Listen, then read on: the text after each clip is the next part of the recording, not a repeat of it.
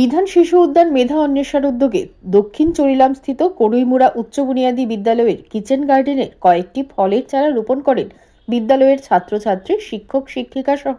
বিধান শিশু উদ্যান মেধা অন্বেষণ অন্যতম সদস্য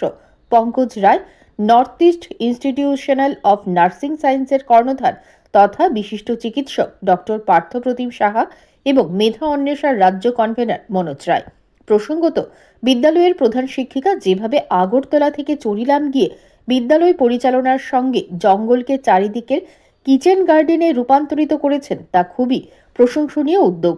তাই বিদ্যালয়ের প্রধান শিক্ষিকার এই কর্মকাণ্ডকে সম্মান জানিয়ে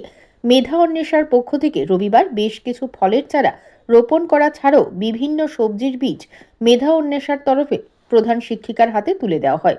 বিদ্যালয়ের ছাত্রছাত্রীদের ও শিক্ষক শিক্ষিকাদের সহযোগিতায় আগামী দিনে বিদ্যালয়ের কিচেন গার্ডেন শিক্ষা দপ্তরের মুখ উজ্জ্বল করবে বলেই রাজ্য শিক্ষা দপ্তর থেকে কিচেন গার্ডেনের পরামর্শদাতার দায়িত্বপ্রাপ্ত মনোজবাবু এক সাক্ষাৎকারে সাংবাদিকদের একথা জানান।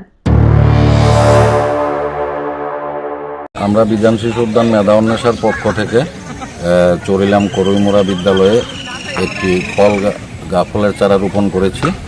তো এই স্কুলের যে অ্যাডমিনিস্ট্রেটর ম্যাডাম আছে,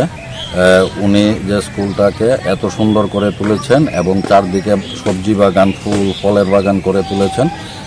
তার জন্য ওনার স্কুলের বাচ্চাদের আরও অনুপ্রাণিত করতে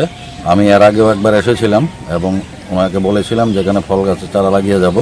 তার জন্য আমি আজকে এসেছি। তো আমার সঙ্গে আছেন বালাজি হেলথ কেয়ারের মিস্টার পঙ্কজ রায়, এছাড়া আছে north east institution of Nursing সায়েন্সের কর্ণধার ডক্টর পার্থপ্রতিম সাহা, এছাড়া বিদ্যালয়ের ছাত্রীরা এবং বিদ্যালয়ের HM ম্যাম।